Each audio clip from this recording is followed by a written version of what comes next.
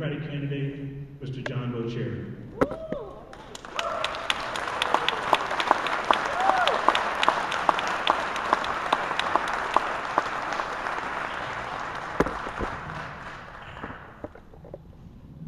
Good evening, gentlemen. This is the traffic cop. This is Liz Guthrie. She's the timekeeper, and she will keep us all straight.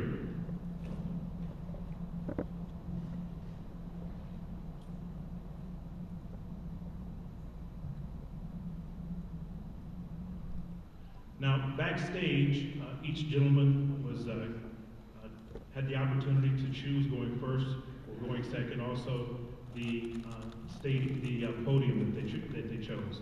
So I believe Mr. Blevin will answer the first question. Am I correct on that? Correct. Okay. Healthcare law was passed in March 2010. Oh, yeah, I'm sorry. Let's do that. Opening statement. Well, I want to thank the Canton Jaycees as well as the Palace Theater for putting this together. I'd also like to thank Dr. Boccieri for being here. But most importantly, I want to thank all of you for your time here this evening. My name is Jeffery J. Blevin. I'm the Libertarian candidate for Ohio's 16th U.S. Congressional District. Now, if I stumble over my words tonight, that's because I'm not a politician. I'm a restaurant manager. And by the grace of God, I'm a husband and a father. Now, as a husband and a father, I have a simple goal in life, and that is to provide a comfortable standard of living for my family. Unfortunately, legislation coming out of Washington, D.C. recently, regardless of whether it is the Democrats or Republicans in power, legislation coming out of D.C. has made it difficult not only for my wife and I, but all middle-class Americans to make that dream a reality. I got into this race because I saw a better need for representation for the common individual, the mainstream American. We the people. We the people have begun to realize that our two-party system distracts us with partisan principles and worse yet, divide us as a nation. Now, as a nation, we need to adhere to constitutional law and return to American principles. Now, this will not be easy, but it must be done nonetheless. It must be done because these American principles have the power to correct the course that we are on.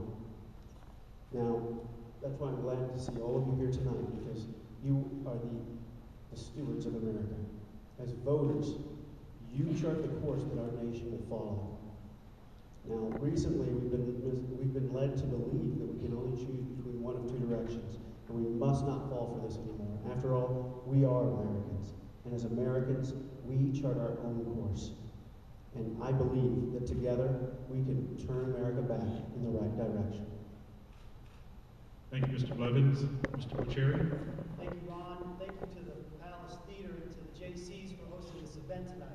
I want to also extend my appreciation for my opponent, Mr. Blevins, for having the courage to run for office and to stand up and have his ideas presented before the public. It takes a lot of guts to do that. I'm also disappointed that the other opponent in this race, my other opponent, didn't find this venue worthy of his time. And, you know, he's asking the voters to give him the job, but does not want to show up for the interview. And I think you deserve better. Ladies and gentlemen, let me just say that we have been faced with unprecedented challenges. When I was sworn into office, we were faced with an economy that was in free fall. We were faced with unregulated greed on Wall Street, 2 undeclared, unfunded wars that were paid for by borrowed money from China. We were faced with a banking system that was in complete chaos. And just one of those issues alone is enough for any one Congress to handle. But combine all of those, and you have a scenario of great challenges. We worked hard to make sure our economy did not go off the cliff by investing in people, by investing in our schools, by investing in a new economy, to make sure that we plant the seeds for an economy that grows jobs, that moves away from a consumption-based economy that has financial bubbles and that has, you know, energy gluts. So we want to focus on an economy that has innovation, high technology, that's export-driven, and we do that by investing in our people. We've begun to see the fruits of that. We've seen 11 consecutive months of economic growth. We've begun to see the economy grow. When I took office in January, we were losing 700,000 jobs a month. We've now seen the economy grow to this year alone. We've actually created over 860,000 private sector jobs. This is the type of investment that we need in our people. And I'm so proud to stand here before you tonight and talk about those great issues that are affecting our country. Thank you, Mr. Boccieri. Our first question goes to Mr. Blevin again. The Health Care Reform Act was recently passed in March 2010. You obviously were not in Congress at that time. If you were, though, it's a two-part question. Would you have supported it? And secondly, if you are elected to Congress and you have an opportunity to change it, what in that Health Care Reform Act would you change? I would not have supported the legislation that was passed simply because, looking at the bill, I simply cannot condone allowing the federal government to mandate that any American have to purchase any good or service. If I'm in Congress, if I'm so honored to be elected to Congress, I would fight to repeal the legislation and impose constitutional measures to achieve many of the same goals that legislation provides us with. I think under Article 1, Section 8 of the United States Constitution, we could allow for insurance companies and agents and sellers to sell their insurance services across state lines, which would increase competition, driving down prices. We could also look at the possibility of allowing physicians to do the same, also increasing competition while driving down prices. I also want to comment on reducing the amount of abuse that's currently in the Medicaid or the medical field through Medicaid.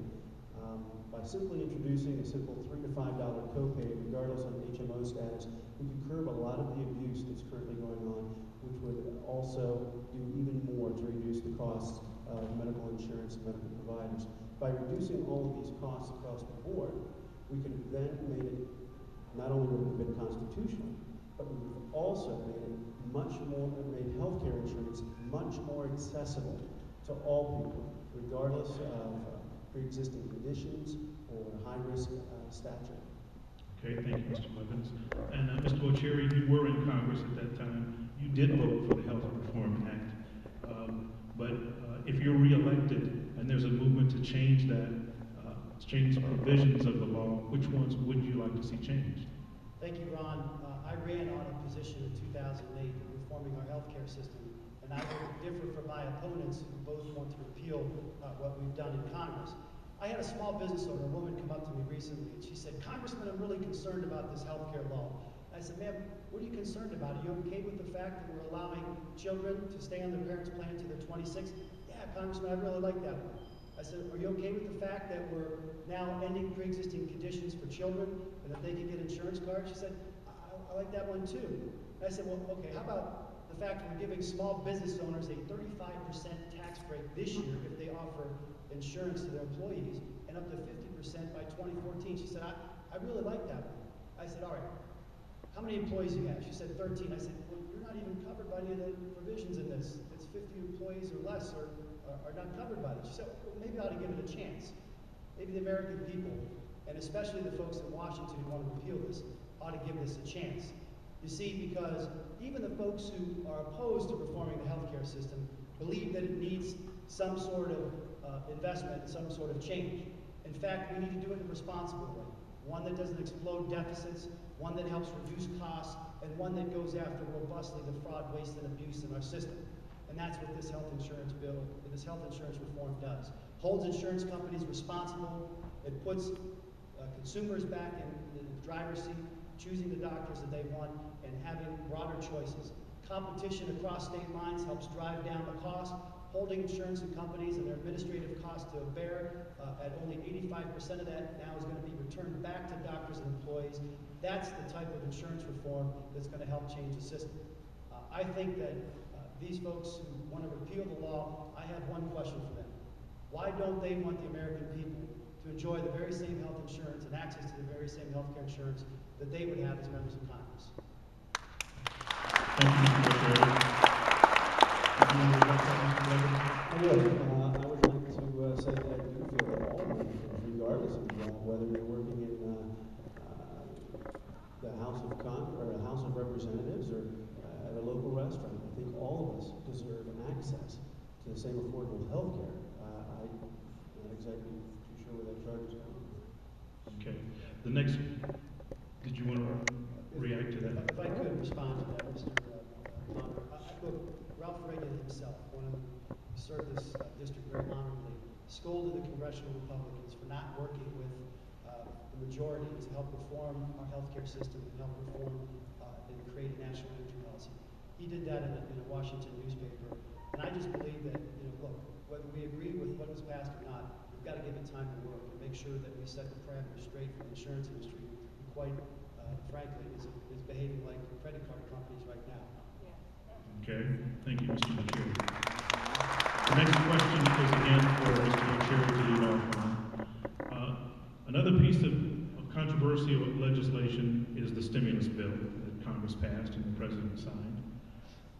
Constitutionally, do you think it's a valid thing for the government to intercede in the business relationships that GM and Chrysler had? And secondly, are you satisfied with the amount of jobs that were created or saved in the healthcare bill?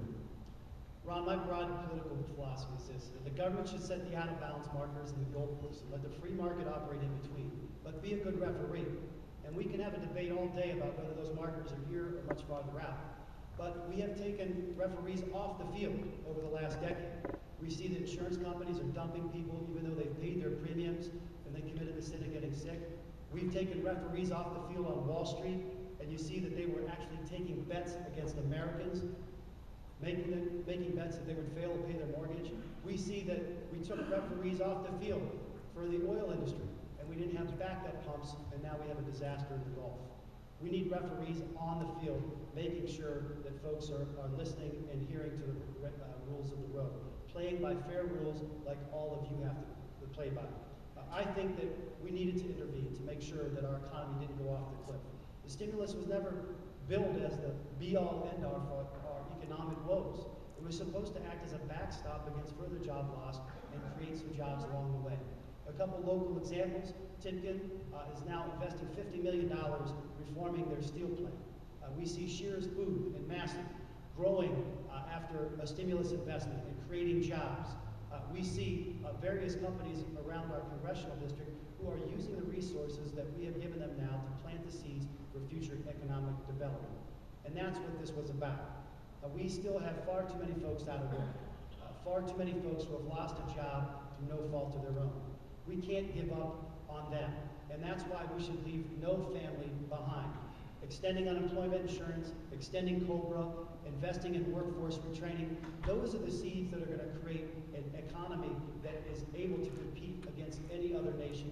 And I put our workforce, I put our industries on the line because we can compete against any nation and excel and prosper. But we have got to plant the right seeds, and that comes through government investment. Thank you. And Mr. Blevin, the same question. Was the stimulus bill constitutionally valid? Is it okay for the federal government to intercede in helping General Motors and Chrysler and companies like that? And are you satisfied with the amount of jobs that, as we've been told, has been created or saved? To answer the first part of the constitutionality of the stimulus package, our Constitution is set up so that Americans, individual and business, can succeed and enjoy the rewards of their labors. It's also set up that to recognize with those rewards come risks, and failure is a risk. And our country is set up that the individuals need to be responsible for business decisions and personal decisions they make. It's a personal responsibility that we as Americans have. And I believe that the constitutionality of it, I believe the stimulus package was unconstitutional. Those businesses should have been allowed to go